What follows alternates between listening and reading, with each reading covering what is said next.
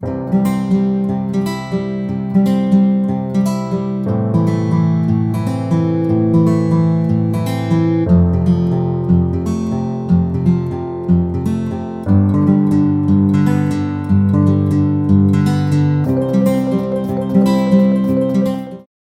Friends, welcome back to my channel that's back ventures academy. I hope you all are fine. आज का जो हमारा topic है that is speech processing in GSM. तो यहाँ पे हम कुछ कॉन्सेप्ट्स इसके पढ़ेंगे और कुछ कंप्रेशन मैकेनिज्म्स। तो चलिए स्टार्ट करते हैं आज का लेक्चर। सबसे पहले स्पीच प्रोसेसिंग क्या है। जीएसएम में स्पीच प्रोसेसिंग एक ऐसा प्रोसेस है जहाँ पे वॉइस सिग्नल्स को कन्वर्ट किया जाता है डिजिटल फॉर्म में। यहाँ पे कुछ कंप्रेशन टेक्निक्स का यूज़ किया जाता है, इनकोडिंग टेक्निक्स का यूज़ किया जाता है, जिसकी वजह से बैंडविड्थ को ऑप्टिमाइज करके वॉइस क्वालिटी को मेंटेन किया जाता है।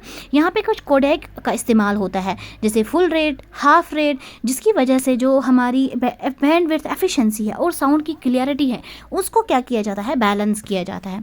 अब हम देखेंगे कुछ की कॉन्सेप्ट्स जीएसएम स्पीच प्रोसेसिंग में। सबसे पहला वॉइस डिजिटाइजेशन। सबसे पहला स्टेप जो हमारे पास जीएसएम में है वो है to convert your analogue voice signals into your digital signals, और ये होती है एक प्रोसेस से।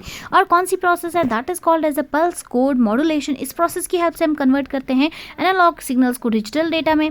तो यहाँ पे जो वॉइस है, जो वॉइस सैम्पल की जाती है उसकी वो किस रेट पे की जाती है, 8 किलो हर्ट्ज़ पे, ठीक है। और यहाँ पे हर एक सैम्पल जो है उसको क्वांटाइज किया जाता है डिजिटल फॉर्मेट में। Second, speech compression. डिजिटाइजेशन के बाद सेकंड स्टेप आता है कंप्रेशन का। यहाँ पे हम कंप्रेशन करते हैं ताकि हम डेटा की रेट को रिड्यूस कर पाएँ और ट्रांसमिशन जो है वो काफ़ी एफिशिएंट हो पाए। तो हमारे पास जो कंप्रेशन की टेक्निक्स जीएसएम यूज़ करता है वो कंप्रेशन की टेक्निक्स ऐसी होती हैं कि जब हमारे पास बैंडविड्थ हमें चाहिए वो वॉइस ट्रांसमिशन के लिए, उस बैंडविड्थ को ये मिनिमाइज़ कर पाए ताकि हमारी स्पीच की क्वालिटी काफ़ी अच्छी रहे। तो ये इस टाइप की कंप्रेशन टेक्निक्स इस्तेमाल होती हैं। अब कुछ कोडेक्स हैं।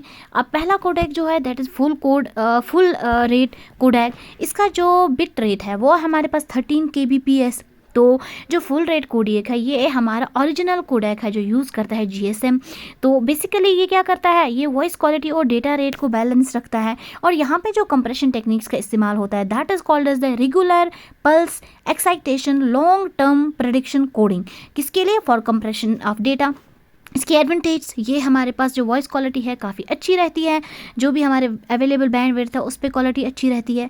सेकंड, इसकी डिसएडवांटेज है कि यहाँ पे बैंडविड्थ हमें ज़्यादा चाहिए एज़ कम्पेयर टू बाकी मेथड्स। तो सेकंड, हाफ रेट में जो हमारे पास बिट रेट है वो है 6.5 kbps। अब देखो हाफ रेट जो है वो फर्दर कंप्रेशन करता है स्पीच की, लेकिन यहाँ पे जो बैंडविड्थ इसको चाहिए as compare to full rate, इसको उसकी हाफ बैंडविड्थ चाहिए क्योंकि इसका नाम हाफ रेट है। दैट मीन्स जो बैंडविड्थ हमारी फुल रेट में चाहिए थी उसके बराबर डिवाइड बाय 2, बिल्कुल हाफ हमारे पास बैंडविड्थ किस में चाहिए, हाफ रेट कोडेक में चाहिए। यहाँ पे जो मेथड कंप्रेशन के लिए यूज़ होता है that is vector sum excited linear prediction. Advantage, यहाँ पे नेटवर्क की कैपेसिटी है वो डबल हो जाती है और बैंडविड्थ जो है कम यूज़ होती है एज़ कम्पेयर टू वो पुरानी वाली that is the full rate. लेकिन इसकी डिसएडवांटेज है वॉइस की क्वालिटी स्लाइटली कम होती है किसमें, as compare to full rate में क्वालिटी काफ़ी अच्छी होती है। अब क्या है, लेकिन वहाँ पे बैंडविड्थ जो है वो ज़्यादा यूज़ होती है, यहाँ पे उसका half. Third, enhanced full rate. अब एनहांसड क्या है, ये तो उसी का है जो हमारा फुल रेट है उसी का एडवांसड वर्जन है। यहाँ पे बिट रेट 12.2 kbps। ये जो कोडेक है ये हमारा, देखो हमारे पास जो फुल रेट है यहाँ पे हमें बैंडविड्थ ज़्यादा चाहिए थी, तो उस चीज़ को और कम करने के लिए ताकि हमारी वॉइस क्वालिटी भी इंक्रीज़ हो जाए, बैंडविड्थ भी कम चाहिए, तब हमने यूज़ किया method enhanced full rate. Compression के लिए ये क्या यूज़ करेगा, algebraic code excited linear prediction algorithm ये यूज़ करता है। इसके एडवांटेज, स्पीच की क्वालिटी काफ़ी बेटर होगी as compare to your modern standards. अब इसकी डिसएडवांटेज ये काफ़ी कम्प्लेक्स प्रोसेस है as compare to full rate, क्योंकि ये फुल रेट का एनहांसड वर्जन है, तो जितना एडवांस वर्जन होगा उतना इसमें कम्प्लेक्सिटी भी होगी, तो इस वजह से ये कम्प्लेक्स है। अब हमारे पास है then adaptive multi rate codec. यहाँ पे जो हमारे पास बिट रेट होगी वो वैरी करती है, या 4.75 kbps से लेके 12.2 kbps में इसकी बिट रेट होती है। तो ये एक फ्लेक्सिबल कोडेक है।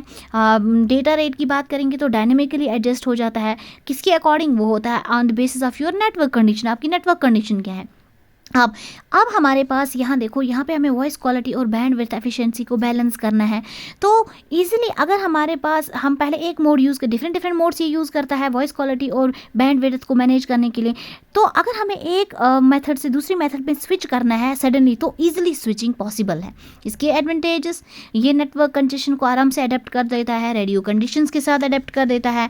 तो परफॉर्मेंस की बात करेंगे तो काफ़ी अच्छी परफॉर्मेंस देता है डिफरेंट डिफरेंट सिनेरियोज़ में। अब इसकी डिसएडवांटेज, कम्प्लेक्सिटी है वो काफ़ी इंक्रीज़ हो जाती है इसकी। क्यों? क्योंकि इसका नेचर जो है वो एडेप्टिव नेचर है, तो इसकी वजह से ये काफ़ी कम्प्लेक्स भी है। अब बेनिफिट्स, हमारे पास जो GSM स्पीच प्रोसेसिंग है उसके कुछ बेनिफिट्स हैं। पहला, ये अगर हमारे पास रेडियो स्पेक्ट्रम जो है वो लिमिटेड होगा, फिर भी हम इजीली एफिशिएंटली यूज़ कर सकते हैं उसको, ठीक है। सेकंड, अब देखो यहाँ पे कंप्रेशन भी हो रही है, यहाँ पे वॉइस क्लैरिटी भी है। तो यहाँ पे क्या है, यहाँ पे कंप्रेशन होने के बावजूद भी, चैलेंजिंग कंडीशंस होने के बावजूद भी, ये हमें रिलायबल कम्युनिकेशन देता है हमारा GSM, ठीक है। इन सारे कंडीशन को ओवरकम करता है, जितनी भी इसमें चैलेंजिंग फैक्टर्स आएंगे उसको आराम से ओवरकम करता है। अब थर्ड, इसमें हमारे पास हाफ रेट चैनल्स का इस्तेमाल होता है और एडेप्टिव कोडेक्स का।